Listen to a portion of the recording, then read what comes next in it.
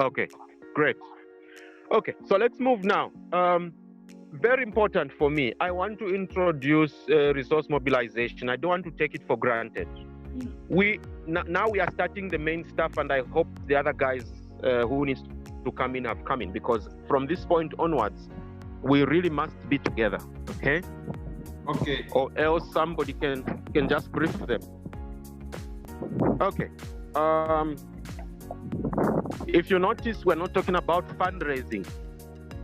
We have been very careful not to say fundraising, because we do not want to create the impression to the community of resource providers that we're looking for money. You know, this issue of resource mobilization goes back to about 1945. After the Second World War, there was a rush to try and rebuild the world after the destruction.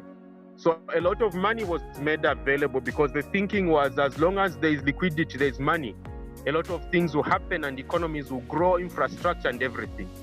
For the more developed world, that worked very well and they grew very quickly. For developing countries, because of various other factors, provision of money in and of itself did not seem to make a very big difference. And also, as issues of corruption and all set in, especially after independence in the African countries, in the end, money was not providing the value that it was thought it could provide. So there has been a shift away from looking at providing money, and resource providers are very hesitant to dish out cash. We know the reasons. We have been there.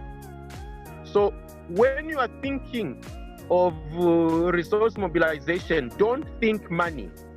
And when you are writing a proposal for resource mobilization, don't focus on money. The moment you focus on money, the provider of even that money becomes uncomfortable. Please take note of that. So at the end of the day, what you are trying to focus on is what you need to do and the actual resources that are needed. Money is often not the resource that is needed. Many times you need a building, you need staff, you need a vehicle, you need many other things, materials and things like that. Those are the resources that we're trying to mobilize. Okay? So that if they can be provided to us without even getting money, that is okay. We need to show that the provider of resources that we're not looking for money, we're looking for what money can buy. And if we can get what money can buy, then we don't mind not getting the money. I hope you are hearing me on that one. Yeah, sure. Yeah, that's very important for Africa. We think money. When we think resources, we think we need money. No, I'm a chartered accountant, what you call CPA there. I can tell you what money can do, what money can't do. The world doesn't need money. It needs what money can buy. Okay? I'm also a certified grants manager. I've worked in development, managing grants. I can tell you that the world doesn't need money. It needs what money can buy. And if you can get those things that money can buy without even getting money, then you still achieve what you want to do. So when you think like that, then you are prepared to do many things that will unlock opportunities for you. For instance, you're going to be willing to go into a partnership where the money doesn't come to you. Okay? So you get resources in terms of money. The money can go anywhere else, and the things you need can come. People will not be fighting over getting money. Okay? Because you're not looking for money, you're looking for what money can buy. Then there will still be money that must still come, because once the funder sees the right attitude, they are more willing to give you that component of the money that must still come to you, because I must be paid cash. I must have operating cash to move around and so I will be given that money, but only a proportion of it. And because of my attitude, there are less challenges to get that money, because the provider of the resources knows that my interest is not in money. It is in what money can buy. So in the PowerPoint slide, you will see there where I talk about resources and I show that money is only a catalyst. When I ask for money, I must show what that money will buy clearly. Okay? If I can't do that, I won't get that money, because my interest is in what money can buy. So even when I'm asking for money, I'll be demonstrating what money can buy, because my interest is in what money can buy, not the money itself. So that's the one important pillar that we must build in as we move forward. Okay? I want us to now realize that, look, we are business people and we must not be thinking of donations. Look, the association might be non-profit, but the members are not non-profit. So the association cannot run like a non-profit. I hope you hear me there. That association may be a non-profit, but the members are not non-profit. They are business people. So the whole functioning of the association must not be like an NGO. Because of that, when you engage the resource providers, you must come out as business people. When we write documents, they must come out clearly as a business proposition. That way, we will be using different terminologies. We will be looking for investors. Yes, they may not be economic investors. Even when they are giving us a grant, they are investors. They are social investors. They want to provide resources so that they get a return. Like any other investor, when you put money in a business, you want to get a return, okay, a profit. A social investor may be looking for some financial return sometimes, but most cases they'll be looking for social returns. They have a reason why they are making that money available. We must see them as investors. We must create a value proposition so that the way that is how we should attract, even if it's a grant. If we think of them as investors, our attitude will change. We are going to be thinking of putting a value proposition on the table, something that can attract someone to put resources, and then we are accountable, we are going to produce the investment results. So it doesn't matter whether it's a grant or it's a loan, whatever it is, our attitude is the same because we are business people, we are making a value proposition. If we are thinking business and we're thinking investment, then naturally we bring in market. The community of resource providers is a market we are targeting so that we can attract them. We have a product that is captured in a business, in a proposal. When we write a proposal, we are capturing products or goods and services, whatever it is, which we want to sell to the resource providing community. So that becomes a market and we have a product that we are packaging. So if we are going to be able to effectively sell our products to the resource community or the resource market, then we must understand that market. Most of you have done some business studies. You agree with me that you cannot package a product and sell a product if you do not understand the market. In fact, you start with the market, you understand it, and then from there, you come and develop a product. That is what we train our clients, okay? Especially in agribusiness. We tell them, you must understand the value chain. You must understand where the product goes and who uses it and what price they're willing to pay and things like that. Then you can start producing. You don't plant anything unless you know where it's going to sell. Although our African community plant, they grow, then they start crying that they have nowhere to sell their produce. That is a bad attitude that needs to change. You start with knowing your market, locking in your market, and then producing, knowing that your produce will go somewhere. So even for us, the first assignment that we're going to do between 11 and 12 is to quickly go and scan the resource environment, identify a few players, and I have some questions that I've shared with you already. It is in activity 1. There are 2 activities we'll do today. So in the next hour, we'll be looking at activity 1. Activity 1 just helps you go and scan the resource environment, identify a few players, and do a bit of analysis so that we can begin to understand our market, so that when we start writing proposals, we have the ability to analyze our market and make sure our product responds to that market. That way, we can't fail to sell. So we have activity 1 there, And activity one is scanning the resource environment, and you are expected to conduct a search of the local and international resource environment. Fortunately for you, in this technology era, internet is a very useful resource, but you may have other printed material. Then I would like you to identify 3 prospective resource providers. For those that are sitting 3, so you identify the 3 as a group, okay? Scan the environment, identify what you think could be a market for our product. Our product are the goods and services that we're going to package in a proposal, okay? And we can do different types of proposals for different things. So we have a lot of options what we can do. Then from there are a few questions to be answered there. Number 1, what type of institutions are they? We must understand who that player in the market is. Are they a public institution, government agency? Are they a private institution? We have a lot of private sector banks and other institutions that can still put money in what we're doing because of different reasons.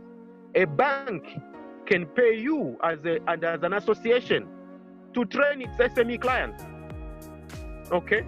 Because a bank is lending to small businesses and they are struggling to recover their money because the small businesses are failing to run their businesses well.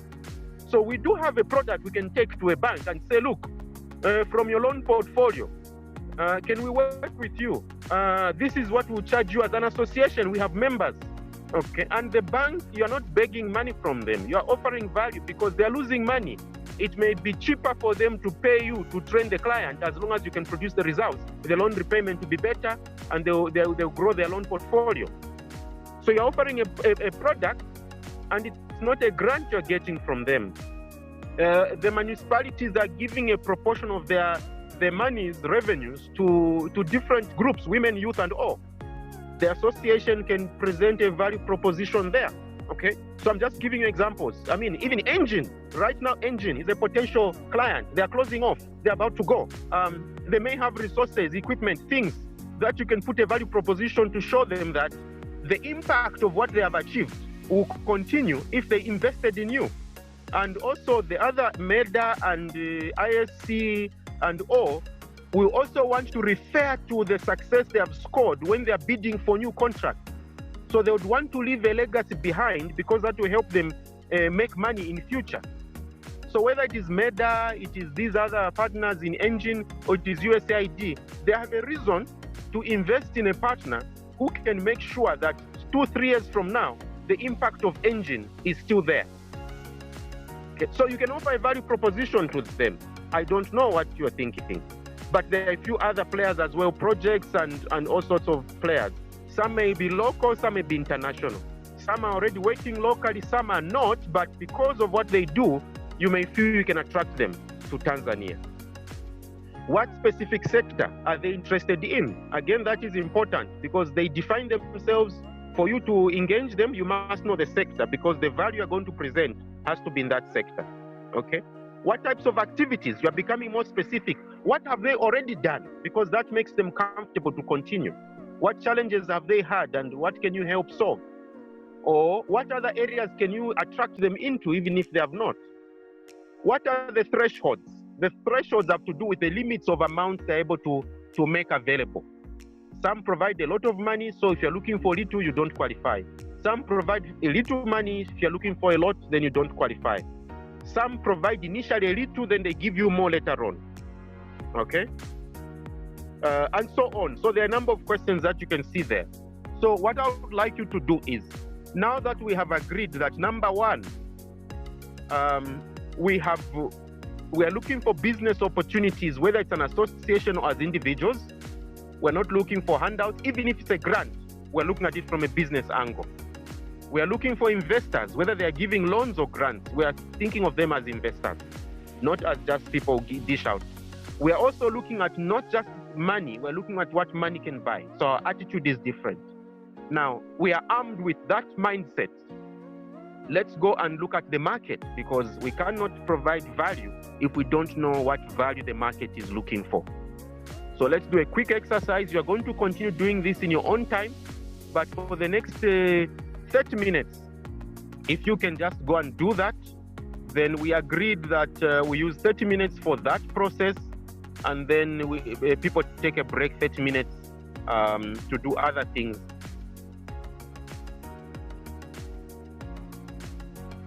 Ideas are not separate from people and organizations.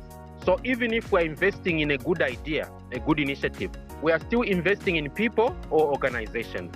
So if the person or organization is not suitable, even if the idea is good, the money will not go there. So the reason why we do OD and we do partnerships is to make sure we can present a suitable investment direction. We are honest with ourselves, we see our weaknesses, we improve our weaknesses, or we build partnerships to cover up our weaknesses. Okay? So what you have been doing with the DAO is not for the sake of it. As a network organization, address the OD issues and money will flow in. If you want to have a good chance of receiving resources, you must be innovative. There is no option on that. Funding has moved to a level where it is invested in what is going to change the landscape, create something new. That is innovation. There is change in the way things are done. And you will not receive money if the only thing you're going to do is expand your business. For instance, the EU, we heard that they provide funding for expansion of processing. If it's pure expansion, you will not get the money, because that money can be obtained from a bank if it's just the business as usual. But if you are trying to expand into an area that business cannot go in alone, that's you have a case. Because innovation funding comes in for things that can't be done purely by the private sector or purely by the development sector, the NGOs. So you structure your arrangement in such a way that it sits between that. It's got a business concept, but it's addressing developmental issues in a more sustainable way because it's got a business concept.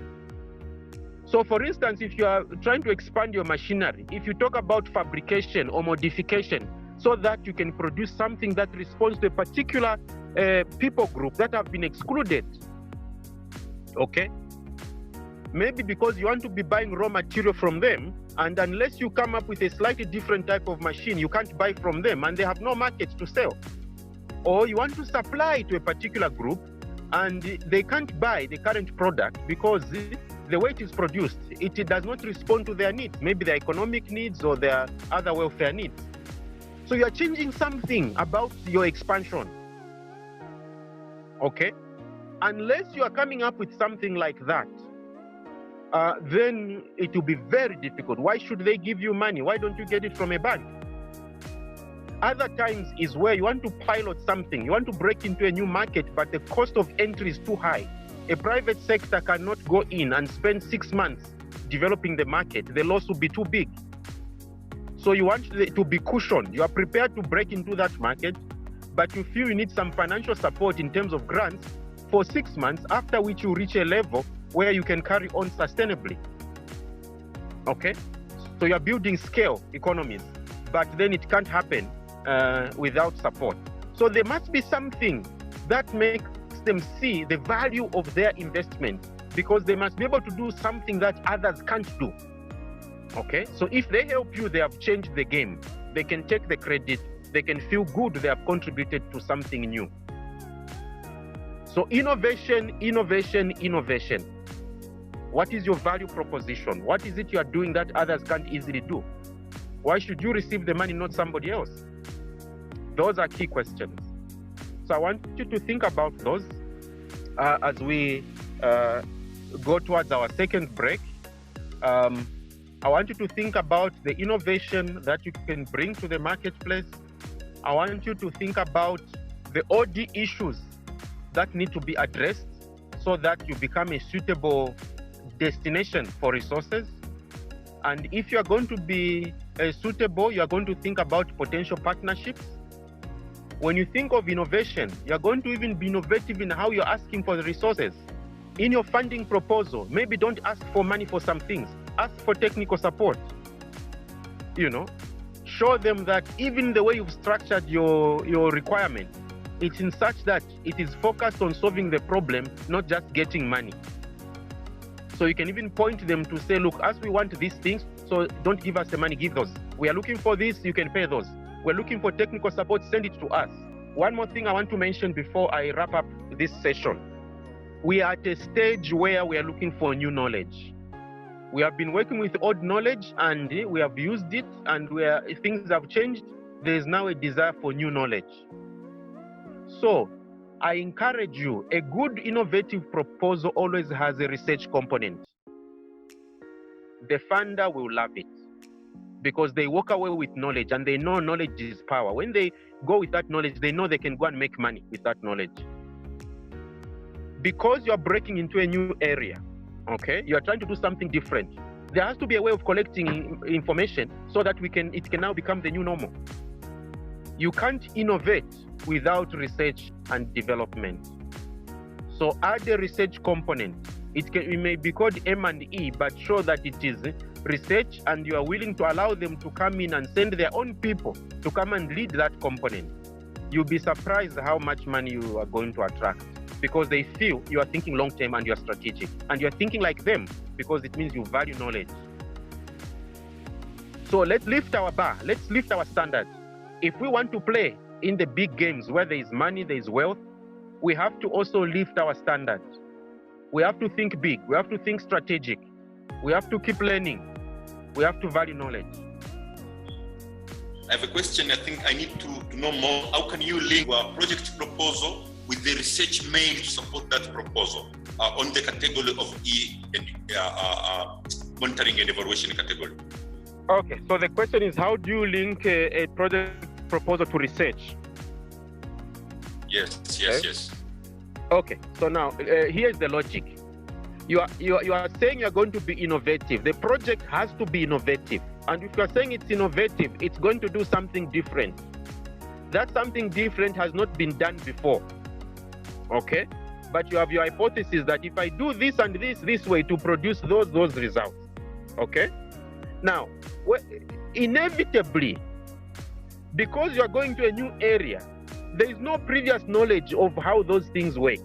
So you have no choice but to come up with an M&D system that follows that new process so that there is learning, so that once we have done and we've made our mistakes, we have fixed them, we have understood that it works this way, then now we can come and present that knowledge and say, guys, if you want to solve this problem, you should do things this way. Okay? So have you noticed that there is no choice? If you are going to be innovative, you are going to go into a new area. So you must be collecting data to see how things are working so that afterwards you can come and now confirm that, guys, it works this way. Don't make this mistake. We did this right here. We did wrong here. When we changed this, it worked like this. So that is research. So now the M&D function should not just be for monitoring and for evaluating, but it must also be for collecting information and packaging it and presenting it for learning. Because remember, M&E now, we don't call it M&E. We call it MEL, monitoring, evaluation, and learning. So in our proposal, we won't say M&E. We're going to say MEL. That's one of the words we'll use. Because when we monitor and evaluate, we must now see things differently and we must learn and we must share that learning. That is now research output. So the M&E for others to learn from us. So that is already research. I have a question, sir. Yes. It's about what you have been telling us. We have to be a little bit straight and asking for maybe technologies, facilities, and so forth, rather than money. And what I was wondering is when you are preparing, let's say, for instance, a concept note, and you are limited.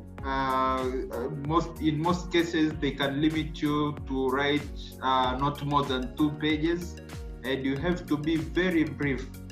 And actually, I have seen several cases that they even tell you that we know everything, anything you are going to talk about, we know it. So how can you how can you be innovative if they know whatever case you are going to present? And of course, about budget, when you are preparing a proposal, a concept note, are you supposed to have a full project proposal before preparing a concept note? Or when you are preparing a concept note, you can just write it down without having a full proposal in mind? Okay. Now, this is where innovation comes in. Whatever you're going to tell them, they will know, but the way you are going to combine the things they know is the innovation. I'll tell you an example. Innovation is not coming up with a new car, a new type of car, but I can get spares from different types of car and build a new car. I can get the suspension of a Land Rover, and I get the engine of a Hilux Toyota, and I can get the body of a Mitsubishi, and I can get the dashboard of a, you know what I mean? I can go on. Yeah. So I'm picking all the good things about the different cars, and I can build a new car which addresses all the weaknesses, because the Land Rover may have a strong suspension, but it's not very fast, you know. And then, a Hilux may have a very good engine, but the gearbox is very weak. And, the body of a Mitsubishi is strong. Are you seeing what I'm saying? Yeah. So when people come and look at my car, there's nothing new on that car that they don't know. But the product of those combinations is completely new, and it solves a problem in a very different way. So you're not telling them about the parts they already know. But the innovation is how have you combined the parts to respond to a particular problem. That will be new, and it can impress them. Okay? Because they would not have thought of it like that, even if they know the parts. So then, when it comes to issues of limiting the space, my minor at my master's was in marketing. Okay, I majored in entrepreneurship, but minor was marketing. And in marketing, they tell us that you must be able to fit an idea at the back of a business card. You hear me, eh? Yeah. I must be able to communicate an idea, to sell an idea in the space at the back of a business card. So we must be so clear about what we want to do that even if you told me use 3 words, I'll still sell. Use 10 words, I'll still sell. Okay? So even when they limit your words, it's because they want you to be very pointed. And remember, you're not telling them about yourselves and your ideas. You're telling them about what they will be interested in. Limit yourself to what they are going to be interested in, because we started by profiling them. We know who they are, what they want, what they're interested in, what they're trying to put their resources to. So based on that, we can come back to ourselves and say, of all the things we want to do in our organization, there's only one part that connects to them. So our story is only limited to that part of our organization that connects to them. And we are showing them how their objectives will be met by them connecting to that part of our organization, our objectives. An organization has got different objectives and different strategic areas and all. It's not always that a proposal must be written to cover all of them. Most cases, a proposal covers only one part, because that is the part that is relevant to the resource provider. And you are telling them how their issue will be addressed by connecting to that part of the organization. So if you look at it like that, you will find that when they tell you 100 words, you don't even need 100 words to write something, because it's so specific, you can say it in 35 words. Okay? And then, as long as you are pointed, they will come and ask for more things. And also another thing you do to address that, I've done it in the video, I have said you can put attachments. Write a short concept note. If they tell you can include attachments, references, give them the references. So in the concept note, when you say something, give them a reference to a detailed document, so that if they're interested in detail, they can look there. If not, that's fine. Otherwise, if you are specific, then you won't need a lot of space. Then some project concept notes require you to include a budget, not a detailed one. But even if they don't, in your description, mention numbers, because that may tell them that your thoughts are complete.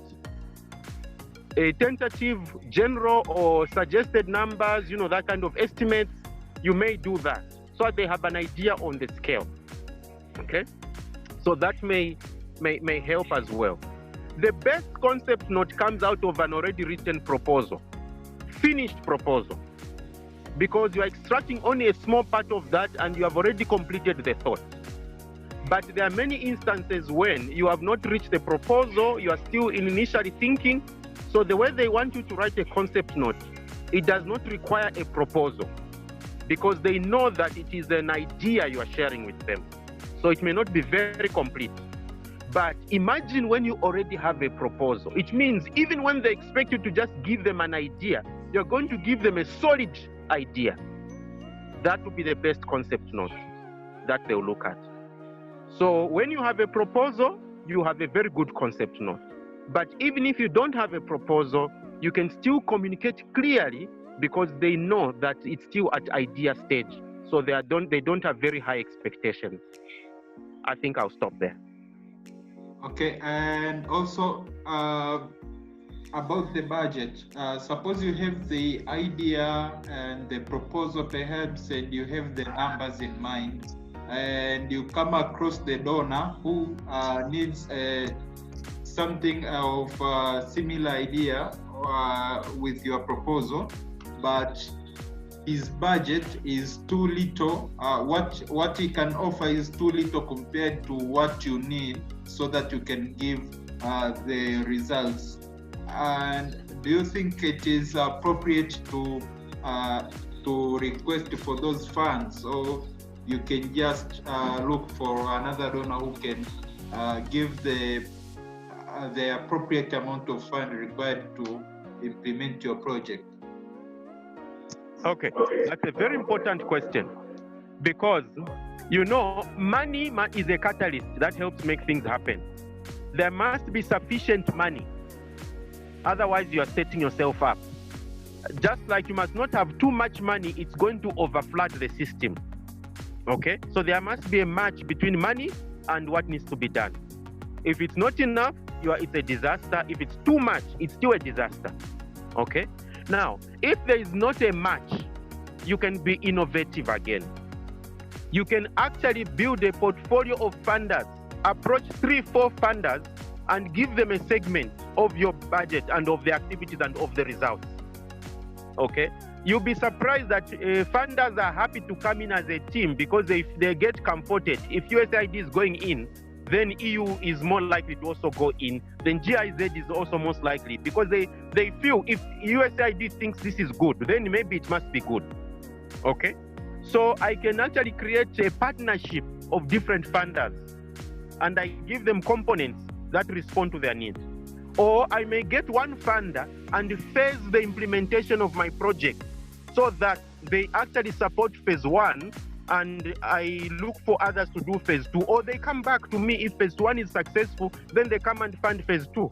So if they can only give me $50,000 and I need 150, I can break it down into 3 phases. Okay, and keep getting the 50s over 3 phases, and I make it clear to them if they're agreeable. So you notice that I'm being innovative even at the level of resource mobilization. I bring in more than one funder, or I break down my project into different phases and I work with the same funder.